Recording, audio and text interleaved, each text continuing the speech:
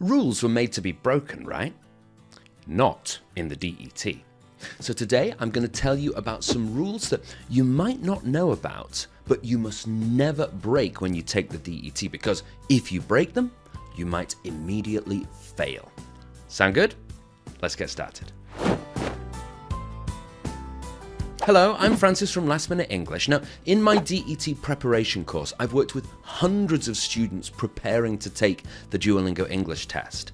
And there are some rules that all of those students already know. So for example, you don't speak unless the test asks you to speak, you don't get help from anyone else around you, and you certainly don't get any help from AI to produce your answers. But there are some other rules that many of those students don't know about when they start our course. And those are the rules we're going to talk about in today's video. We're going to look at 7 rules that you must never break when you take the DET. The first rule that you have to stick to is you don't take notes. Now, this is quite a surprising rule if it's your first time taking the DET, because if you're familiar with other exams and learning in general, your teachers will always tell you, okay, so it's the IELTS exam. Take notes while you're listening. Take notes while you're reading. Make notes before you write your essay. And the same with TOEFL and many others. But the DET is different. You're not allowed to make notes. Now, the reason that DET doesn't want you to make notes is that because the test is always remote, you do it from home, you're not in an exam center, it's really hard for them to check if you're cheating. So this is one way for them to stop you trying to cheat. But it also makes the test more like a real life situation, like maybe a job interview, or you're talking to a classmate, you're talking to a professor. In those situations, you wouldn't be able to make notes. So why should you make notes in a test? So the solution to this problem, the way to stop breaking this rule and still get a very good score, is to make mental notes. So for example, if you're doing the interactive listening question, you'll get the scenario at the start where it tells you this is what the conversation will be about. It's really important to read it carefully and make mental notes of what the conversation is going to be about. And then you remember that through as you're choosing your different answers. The better you can be at making mental notes, the better your score's going to be. But remember, of course, we're not talking about when you're studying, when you're preparing. For example, if you're taking one of our courses and you're learning lots of vocabulary for the DET, it's really important for you to write it down, because that helps you to remember it. The only time that you're not allowed to make notes is in the real exam. If you're enjoying this video, make sure to like and subscribe, because we have new DET practice videos and vocabulary videos and all kinds of different videos coming out every week. The second rule that you must never break is do not memorize answers from other sources. So, you might have seen a situation where you see an answer to a question and you think, oh, this is absolutely perfect. I don't need to think of my own or write my own. I'll just remember this one and then I'll use it in the test. It feels like maybe a good way of studying, but actually it's a really bad idea. The DET is very strict on not letting you use any answers that it thinks are memorized or taken from other sources. And there are a few reasons for that. So first of all, you have to show your real level of English. If you show an English that's actually here, but your true English is down here, then the DET is going to give the wrong idea to the university, and then the university will stop using DET as a test. So DET really have to be careful that you're showing your real English. Secondly, it's important that you use spontaneous, natural language, just like you would in real life. And then the third reason is academic dishonesty. So copying other people's essays, using other people's ideas without referencing them. These are very dangerous things to do if you're going to study in the UK or America or Canada. So it's important to get into those habits of being academically honest, even when you're taking the test. But even more than those reasons, there's one really important reason why you shouldn't memorize full answers. And that is, you have no idea what kind of questions are going to come in the real DET. Like if you memorize a speak about the photo answer for this photo, who knows if that's going to come in the real test? In fact, it won't. We know that it won't. There are so many millions of possible photos in the world, and the questions on the DET are changed all the time. So, memorizing that full answer is going to be a total waste of time. But what isn't a waste of time is to memorize strategies that you can use to answer any different question. You can also memorize different structures to organize your answer. And you can memorize parts of sentences, like in our 25 sentences for 160 videos, where you can just add your own details and then make it about any different question type. Memorizing those smaller things is absolutely fine. Just don't memorize a full answer. Rule number 3 is to keep your eyes on the screen. Now, this might feel like that, how can they tell me where I can put my eyes? My eyes are my own. I can make my own decisions about my eyes. And most of the time we would say, yes, your eyes are your own.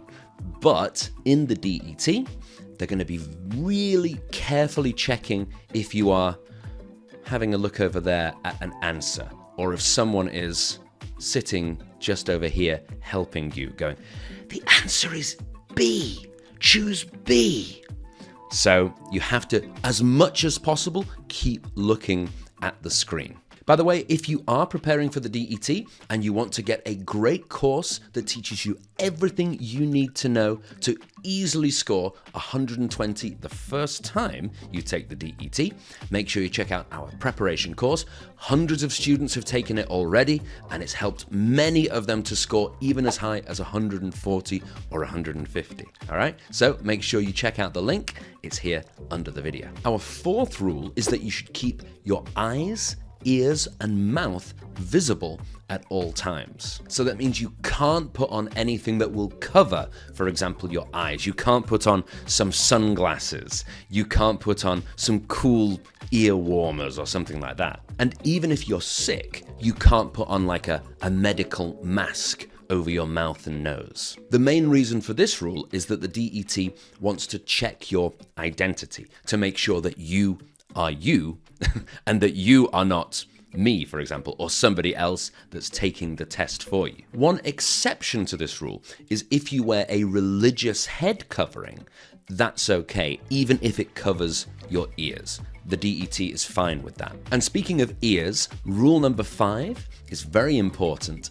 Don't wear headphones or earbuds. Instead, to hear the questions, the audio in the listening section, you have to have computer speakers. Now that can be an integrated speaker in your laptop, so just the normal sound from your laptop, or you can get those external speakers if, like me, your laptop is not very good and the sound is a little bit quiet. It's better to be as loud as possible so you can hear it as clearly as possible. So both of those are okay, in the laptop or out of the laptop, but it must be the speakers, it can't be headphones. Now, if you aren't used to using speakers and you're using them for the first time, or if you're borrowing someone's laptop and you're not sure, are the speakers going to be loud enough? Or should I get some external speakers? Or how do I use this laptop? Make sure you test everything very carefully at least a day before you decide to take your DET. Because it's a total waste of money if you start your test and then something's wrong with the tech. Like you haven't checked the speakers, or you pressed the wrong button, you don't know how to use the laptop, you waste all of that money. So make sure you test it and check it beforehand. Rule number 6 is that you must close all external programs. So if you're like me, there are certain programs, like on my phone, certain apps, certain software that I never close. It's always open. So for me personally, on my phone, WhatsApp is always open. And then on my laptop, I always have Notion open, and I use it like to make notes and things. But when you take the DET, you can't be getting any notifications from anything. So you must close and also mute and delete, or just make sure you don't get anything going, ding, hey, how's your DET going? Ding, it's Mum here, your dinner is ready when you finish your test. You don't want any of those things happening. So think about things like chat messaging, so like maybe Messenger or Zoom or WeChat or WhatsApp. Also any software that lets somebody else remotely access your desktop, because that would be breaking the rules. So that's things like TeamViewer. And then also things like spelling checker, grammar checker, things like that that could give you some help or will try to interfere with the DET program.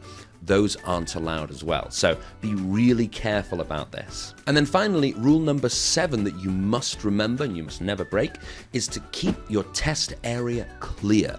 There are only a few things that you're allowed to have on your desk when you take the DET. So first of all, you can have your ID document, like an ID card or a passport, something that you show at the start of the test to prove that you are you. Of course, you need your computer with the camera pointing at you and the speakers, maybe an external microphone if you think that's a good idea. And also you can have your fully charged phone with the camera on it as well, which is part of the sign-up process. Those 3 things you're allowed to have, but you're not allowed to have anything else, okay? So if you're like me and your desk is a little bit untidy, you need to clear it beforehand. For example, I have my wallet, I've got some hand cream, I've got a letter from my doctor, I've even got some dog treats. I don't know if you can see those. Some little dog treats for my dog. I don't know why they're on my work desk, but all of these things you have to clear away. Think about pens and notebooks and maybe like a Kindle, whatever else you don't need for the test, get rid of it before you start. So there we go. Those are the 7 rules that you must remember and you must never break, or you could fail the Duolingo English test. If you found this video useful, make sure to like and subscribe because we have loads of DET videos coming out every week. And if you are preparing for the DET and you want to join hundreds of students who have already taken our DET preparation course, well, the link is just here under the video. It's got everything you need to score 120 or higher the first time you take the test. I'm Francis from Last Minute English. Thank you very much for watching. I'll see you next time.